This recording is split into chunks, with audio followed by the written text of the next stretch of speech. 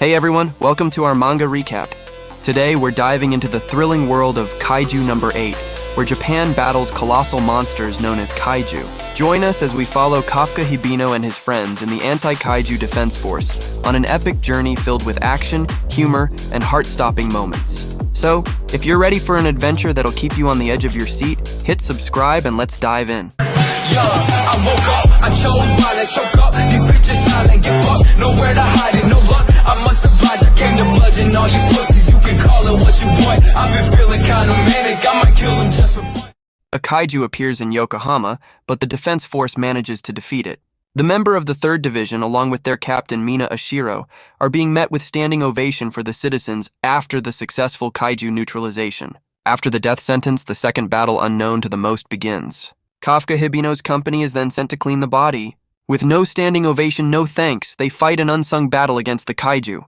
They start the cleaning, and soon the supervisor informs Kafka that a spot had been open and transfers him to the intestines. Kafka is against it, but has no choice. That night in bed, Kafka could still smell the intestines. On the TV, he sees they are talking about Mina Ashiro, the Defense Force's 3rd Division captain, and how skilled she is for her age. He is reminded of a promise he made with her when they were young, but is annoyed they ended up so different. On the next day at work, Kafka is introduced to a new part-timer Leno Ichikawa, who is trying to join the defense force. They tell Leno that Kafka also tried to join the defense force, but ended up permanently working with them. Kafka explains he gave up as he became older and harder for him. Leno comments he isn't the type to give up and he can't understand that logic. Heading towards the kaiju, the supervisor gives each team different tasks and puts Leno on intestines, making Kafka laugh, but the supervisor also puts Kafka on it too, as he is good at cleaning intestines. At lunch, both Kafka and Leno struggle to eat, and Kafka gives vitamins to Leno and nose plugs to make the smell more tolerable. After work, Leno thanks Kafka for helping him during his first day, and informs him that the defense force had raised their allowed age to 33. But as he leaves, a small monster Yoju appears, however. Kafka manages to push Leno away before he is eaten. He tells Leno to run and call for help while he holds the monster. Kafka is again reminded of his childhood with Mina, and how they both decide to join the defense force to defeat the kaiju. Moments later, the Yoju had easily overwhelmed Kafka and is about to eat him, when Leno returns and attacks it with a sign. Leno explains he sent the alert, and if he ran away, he could never join the defense forces. As the Yoju is about to eat Leno, Mina and the 3rd unit arrive and easily kill the monster and proceed to check the area for more Yoju monsters. Later at the Minami General Hospital, Leno tells Kafka that he would have been dead if he didn't save him and think he really needs to try for the defense force. Kafka accepts it and decides to try, but then sees a flying small kaiju above him. Before he could react, the monster says that he found him and enters his mouth, transforming Kafka into a kaiju. Both Kafka and Leno are shocked, however. An old man sees them and makes an alert. Realizing that Kafka will be killed, they decide to run. Mina takes a bath and recalls how Kafka promised to be by her side in fighting kaiju, but had lied.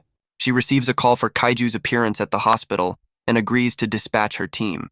Kafka convinces Leno that it's him and tries to smile to comfort the old man, but his face is so terrifying that the old man passes out. Kafka puts his hand on the wall, but causes devastating damage to it, shocking both him and Leno of his overwhelming strength.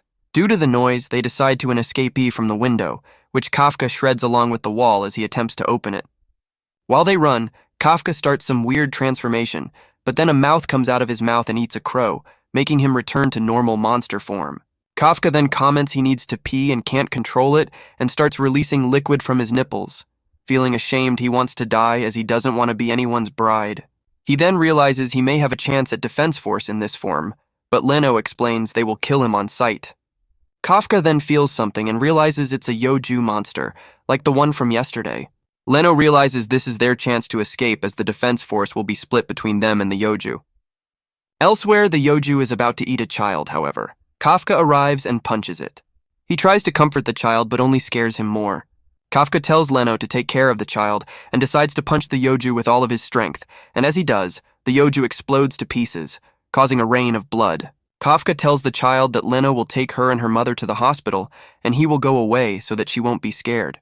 As he turns, the child thanks him, causing Kafka to recall again his promise to Mina. He decides to still try for the defense force, and as he tells Leno about it, he starts to transform into a human again.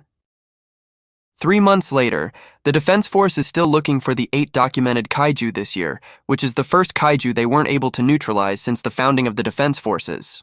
Kafka and Leno Ichikawa receive letters that they passed the first stage examination for the Defense Force. Leno heads to Kafka, who is on site cleaning, but he sees his head transformed and starts yelling at him for exposing himself.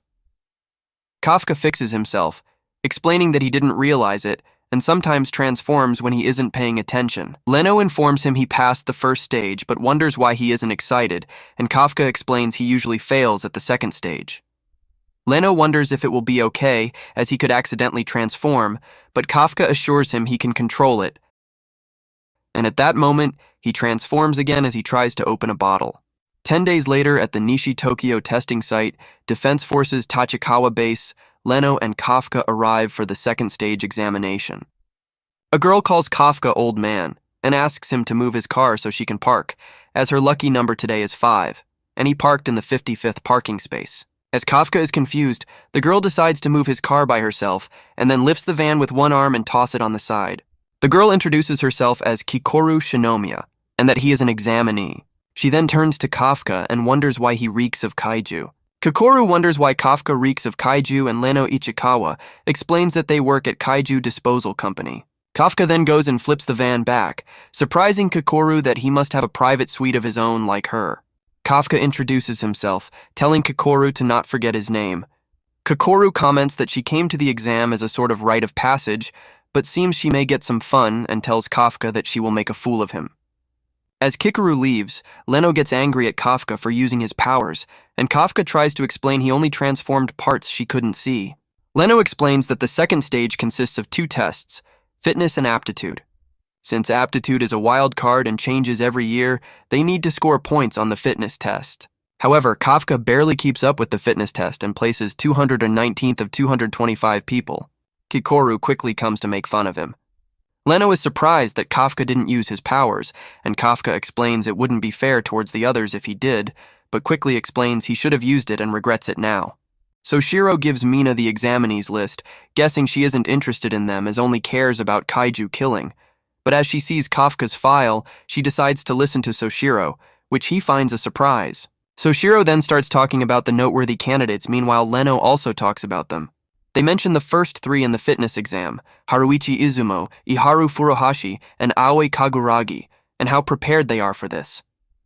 Leno comments those and few others can be considered elites, but the best of them all is Kikoru.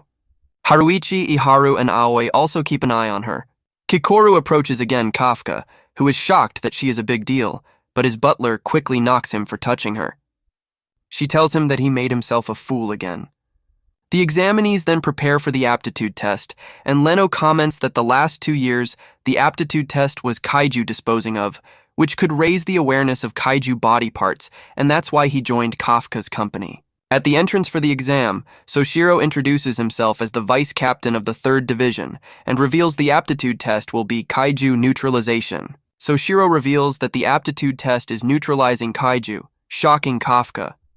Soshiro explains they won't just send them like that, and each will receive a Defense Force suit, which includes kaiju muscle fibers and increases their strength.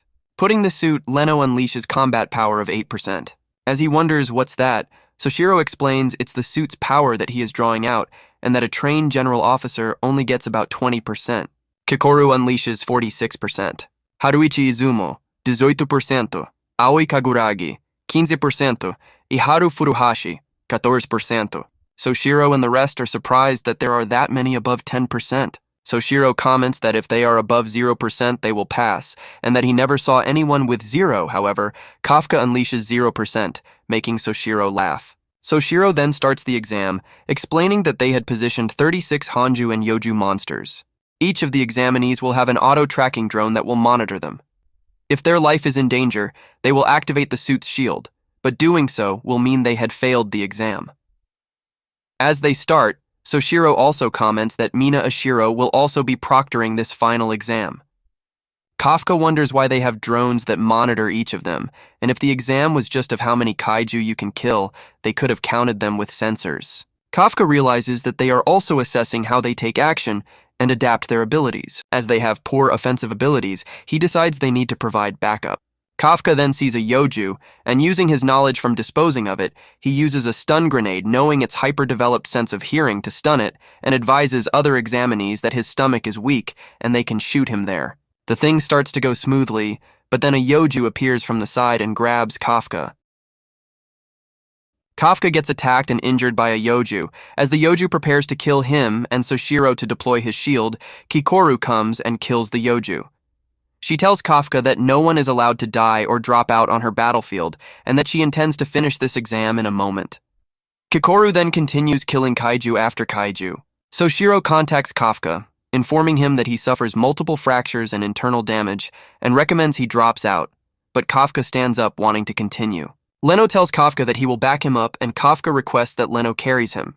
They get some weird looks and laughs, but decide to go after Kikoru and provide assistance. However, no one is able to keep up with Kikoru, who goes and kills every Yoju and then faces the Hanju. She throws a grenade behind him, making it open its mouth, and then shots it in it, killing it. The exam is announced as over, and Kafka is annoyed that she indeed finished it in no time. Mina comments that Kikoru is strong, and Soshiro agrees, explaining that they expected 30 dropouts. But due to her presence, no one dropped out and there is minimal damage. Kikoru decides to go back and make fun of Kafka once again, but then sees a new kaiju behind her, which points a finger at her and pierces her chest. Leno and Kafka lay on the floor exhausted.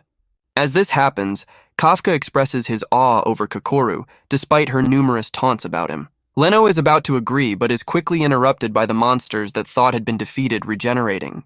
Following this, Kikoru has a hard time trying to stand up because of her injuries, and while doing so, she notices another kaiju being able to speak. This kaiju quickly notices her and furthers her injuries as if using invisible blades. Soshiro, who is watching, remarks that this is not an ability that kaijus would typically have, and having learned that the kaiju was growing stronger as time passed, he concludes that he and Mina were the only one who could defeat it individually. Mina then urges Soshiro to have that monster defeated. After this, Soshiro calls for the examinees to evacuate. In spite of her injuries, Kikoru gets outraged when hearing this, as the monster could continue hurting more people by the time the members of the defense force came.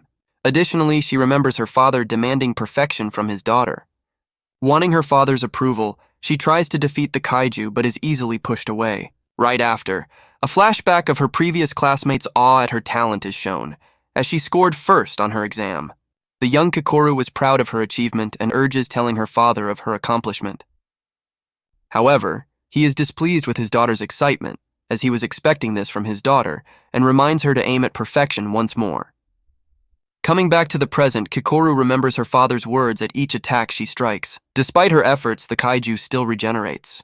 Seeing this, Soshiro and Konomi watching start to lose hope, and so does Kikoru, and she even starts to apologize to her father in her head. As she is defenseless and about to get attacked by the kaiju, it is quickly defeated, and Kafka appears in front of her, telling her that she did a great job keeping weakening the kaiju.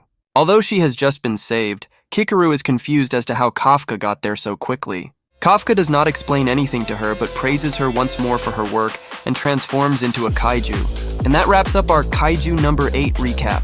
If you enjoyed the video, don't forget to hit the like button and share it with your fellow manga enthusiasts. And remember to subscribe for more exciting recaps and content.